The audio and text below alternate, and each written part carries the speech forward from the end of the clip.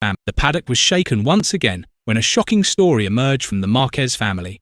Amidst the intense rivalry between manufacturers and the suspense of the title race, Alex Márquez made extraordinary history by finishing second in the 2025 MotoGP standings.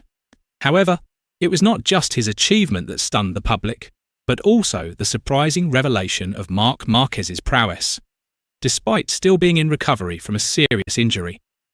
What is the secret behind Marc Márquez's extraordinary power that has amazed the MotoGP world once again? Let's discuss it.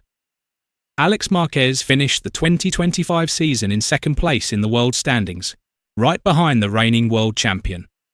This was no fluke, but the result of hard work, consistency, and a well-thought-out strategy from the Gresini Ducati team. Alex is no longer just Marc Márquez's younger brother. He is now a respected title contender with a smoother yet sharper riding style. This season, he has maintained stable performance, being fast not only on one circuit, but consistently across all series. He has avoided the classic pitfall of young riders of being fast for a moment and then fading the next. The Spanish media wrote that runner-up isn't just a number, but a symbol that Alex has risen to a new level, not just as the heir to a big name, but as a true warrior on the track. However, his journey to second place in the world rankings was not easy. He faced immense pressure from various sources, including public expectations and tough rivals, as well as the psychological burden of being the younger brother of a living MotoGP legend. Internal competition was no less intense. He had to adapt to different bike setups, weather conditions, and team strategies that changed from race to race. But all of this shaped Alex's character. He learned to control his ego, focus on the process, and keep his cool under pressure, traits that were once hallmarks of Marc Márquez at the peak of his powers. Although Alex is in the spotlight, Marc Márquez's name remains at the heart of the MotoGP paddock. Despite not having fully recovered from the shoulder and arm injuries he sustained at the Mandalika Grand Prix, Marc's presence is still felt throughout the garage. Mechanics, technicians, and even his rivals recognise that Marc's influence is both physical and psychological. Whenever his name is mentioned, everyone becomes alert. Every team, from Ducati to Aprilia, is haunted by the 8-time world champion. Even while he is recovering, his influence on his rivals' racing strategies and approaches is evident. Some observers believe that only Marc can make his rivals study his data and riding style, even when he is not on the track. Alex himself has admitted that, despite his brother's recovery, Marc remains the benchmark for speed and aggression in the Premier class. His data, style, and courage are still the standard for us all, he told Spanish media. He added that Marc has built not only a great career, but also a legacy of winning mentality that now sets the standard for all MotoGP riders. Meanwhile, Aprilia, who arrived at Sepang brimming with confidence, were left disappointed. An article titled, "Hold Back Your Shout to Marquez and Friends" criticised Aprilia's big move, which apparently wasn't ready to deliver tangible results.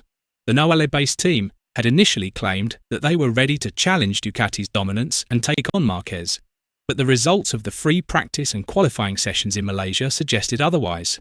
The harsh reality of MotoGP has reminded Aprilia that big ideas must be backed up with hard work, wrote the media outlet.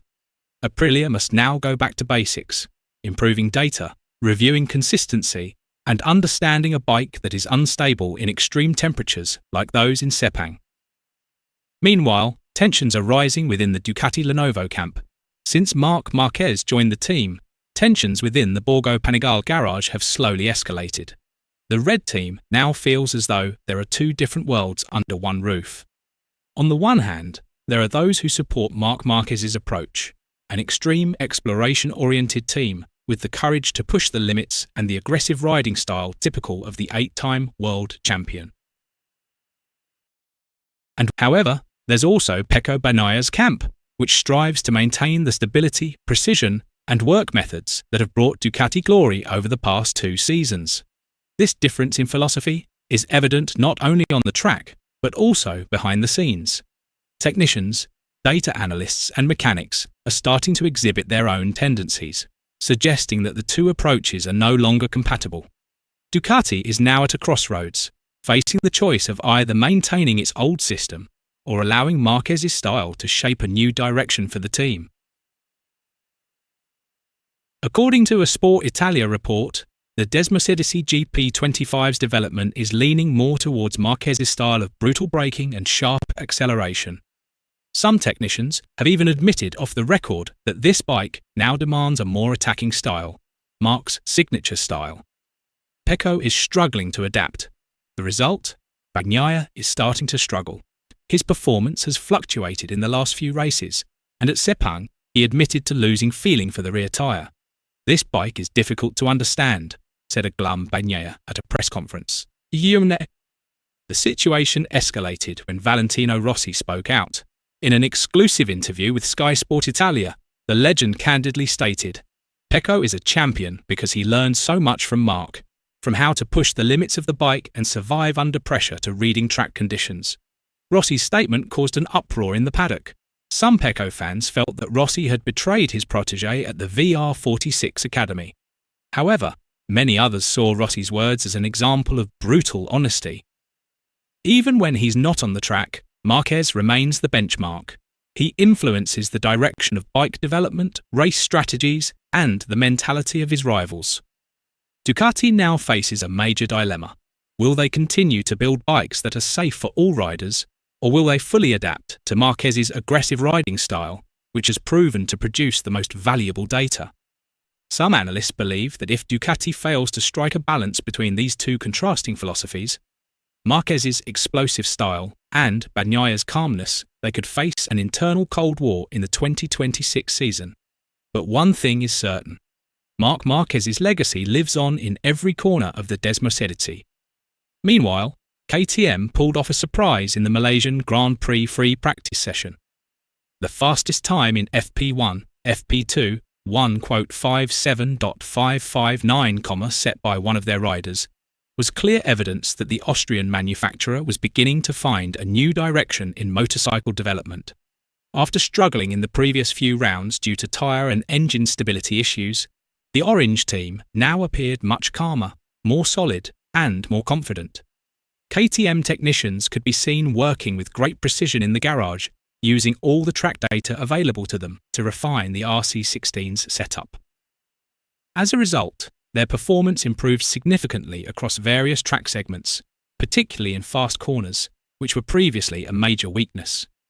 While several top riders, including teammate Marc Marquez, who struggled to maintain rear tyre grip, failed to make it straight into Q2, KTM performed consistently from start to finish.